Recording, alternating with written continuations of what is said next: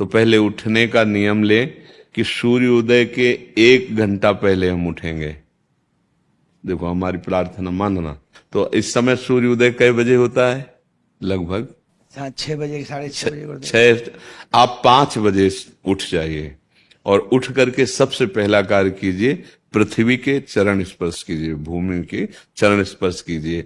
और फिर आप जिस आसन पर बैठे हैं, देखो ध्यान से हमारी तरफ सुनना, जिस आसन पे बैठे हैं, जिस पे शयन किए थे, जिस सैया पर सोए थे, पृथ्वी को प्रणाम करने के बाद उसी सैया में 5 मिनट केवल बैठ जाइए और 5 मिनट बैठकर 5 संतों का नाम ले लीजिए।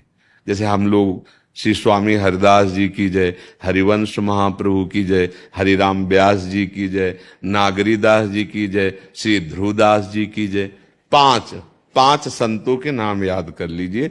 इसके बाद नीचे उतरिए और पहले जो अपने माता पिता, अगर वो शयन कर रहे हैं तो कोई बात नहीं है, अगर वो शयन नहीं कर रहे हैं तो पहले जाकर माथा रखकर उनको प्रणाम कीजिए। इसके बाद आधा लीटर या 1.25 लीटर जितना आप जल पी सकते हैं, उस जल को आप हल्का सा गर्म करवाइए अपने माता पिता से, जो भी आपकी सेवा में हो, या अगर आप स्वयं कर सकते हो तो स्वयं हल्का सा। अगर 500 ग्राम पी जाए तो और अच्छी बात है, और इससे ज्यादा पी जाए तो अच्छी बात है। वज्रासन में बैठना आता है? वज्रासन जानते हो आप लोग? देखो वज्रासन, वो देखो बैठ रहे हैं, ये दोनों पैरों को ऐसे करके इससे बैठकर जल पिया जाए।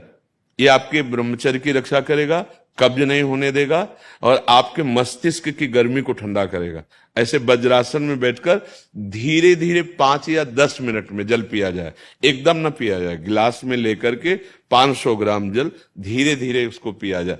फिर इसके बाद आपको 100-200 कदम टहलना है। फिर इसके बाद आप शौच जाइए।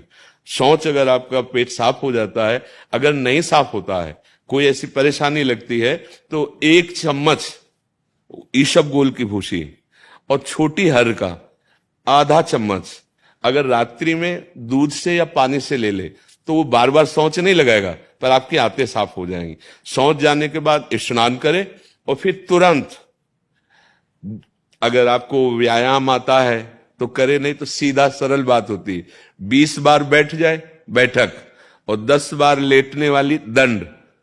और इसके बाद जो अनुलोम विलोम, जो इससे खींचे इसे छोड़ दे, इससे खींचे इसे छोड़ दे, इसके बाद दोनों हाथ ऐसे करके 7 बार ऐसे करे, सीधा खींचे और सीधा छोड़ दे। इतना ही तुम्हारे लिए प्राणायाम की आवश्यकता है।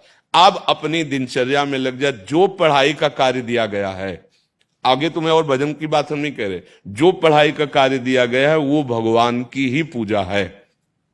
आपकी दिनचर्या जो आपको अपने गुरुजी या टीचर जी को जाके प्रमाणित करनी है, कल जो पढ़ाई गई थी आज के लिए, वो आप सुबह सुबह उस समय व्यायाम के बाद, तो आप देखना आपकी स्मृति बहुत प्रवीण हो जाएगी।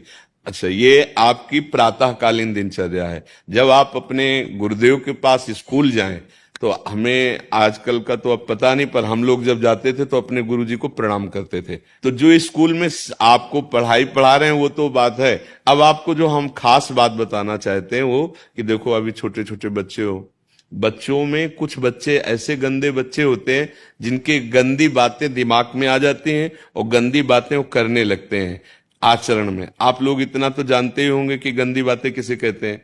आप लोगों के पास अगर मोबाइल है तो कभी गंदी बात देखना नहीं। कोई भी बच्चा अगर गंदी बात दिखाए तो अपने टीचर से या अपने माता पिता से जाके शिकायत करनी चाहिए, वो बहुत हानिकारक होती है। कभी कोई भी गंदी बात अपने द्वारा नहीं होनी चाहिए। अभी आप नवीन जीवन धारण किए हुए हैं, आप भगवान की प्राप्ति, देश की भक्ति और बहुत अच्छे अच्छे पदों में जा सकते हैं। अच्छे पवित्र आचरण और पवित्र संस्कार। ब्रह्मचर्य के लिए गंदे बच्चों का संग त्याग करना, गंदी कोई ऐसी हरकत सिखावे या बात सिखावे तो उसको सुन करके छुपा नहीं लेना, तुरंत अपने टीचर से बताना या अपने माता पिता से बताना, और ऐसे बच्चे का कभी संग नहीं करना। और रात्रि के सोते समय ये जरूर ध्यान देने वाली विशेष बात है, रात्रि के सोते समय जो भगवान का नाम प्रिय, जैसे इन लोगों ने आप लोगों को बताया राधा वल्लभ श्री, तो सोते समय बस प्रार्थना करो कि हे प्रभु, आज दिन हमारा जो भी गलती हुई हो वो हमको आप प्रार्थना करते हैं कि आप हमें समझाओ क्या हमसे गलती हुई। अगर पूरी दिनचर्या में ऐसा लग रहा है हमसे कोई गलती नहीं, तो भगवान सुबह से अभी तक हम सोने जो जा रहे हैं ये पूरा समय आपको समर्पित। आप देखना, इसका फल देखना।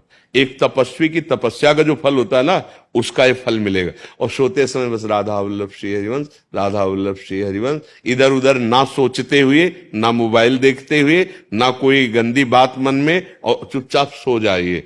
और जब फिर सुबह उठे तो फिर ऐसी दिनचर्या। और पढ़ाई, इस समय तुम्हारा भजन है।